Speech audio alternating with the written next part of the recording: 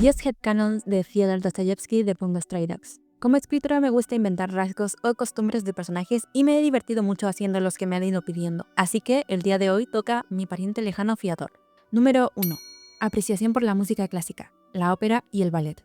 Fyodor tiene una profunda conexión con la música clásica. La música le ayuda a aclarar su mente mientras elabora sus planes. Me lo imagino asistiendo a conciertos o presentaciones de ópera y ballet para despejar su mente. Es un amante de la ópera, especialmente de las tragedias. Asiste en silencio, escondido en la penumbra de los palcos superiores, observando cómo las historias de amor, traición y muerte se desarrollan en el escenario. Para él, la ópera es una representación de lo teatral que es la vida misma, donde cada persona sigue su papel hasta el inevitable final. Diría que también sabe cómo dirigir orquestas.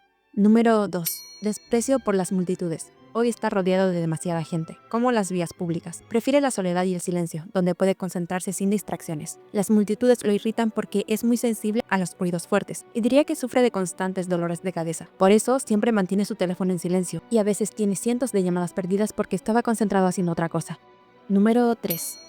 Tiene una rutina de oración marcada. Él es un hombre de convicciones religiosas profundas. Cada noche, en la soledad de una habitación oscura, enciende una vela y se sienta frente a un pequeño crucifijo en su pared. La luz parpadeante proyecta sombras que bailan a su alrededor, creando un ambiente austero y casi sagrado.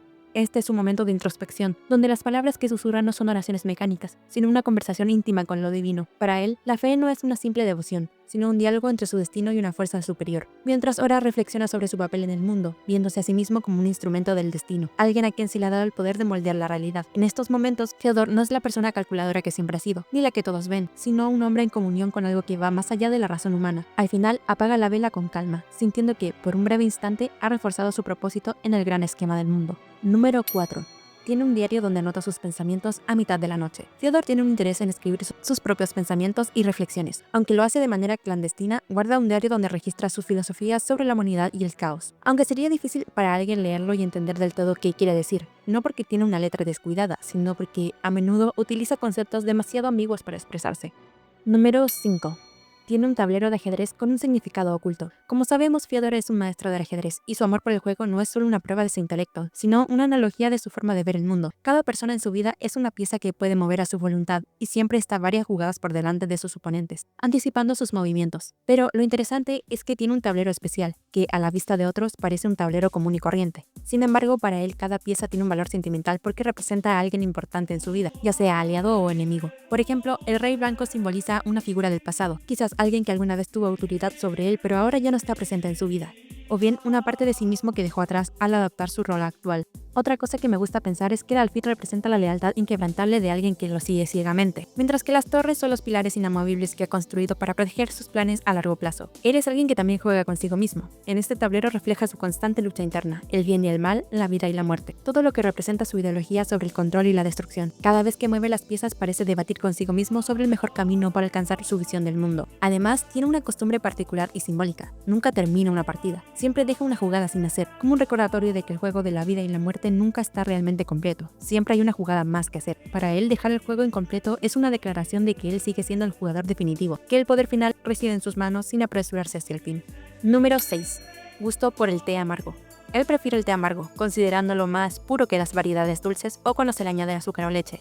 Y también pienso que le gusta el syrnke, que para quienes no sepan es un postre muy popular en Rusia, se los recomiendo. Número 7.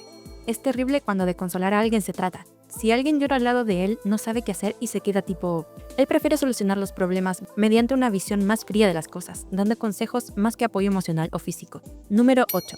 Fascinación por los vitrales. Fyodor disfruta pasar tiempo en antiguas iglesias, observando los vitrales. Le fascinan las historias bíblicas que se cuentan a través del color y la luz. El reflejo de los colores en el suelo le recuerda lo efímero de la vida. Número 9. Colecciona partituras de música sacra. Tiene una colección de partituras de música sacra antigua, especialmente de compositores barrocos. Aunque raramente las toca en cello, le gusta leerlas y reflexionar sobre la precisión y el orden de las notas.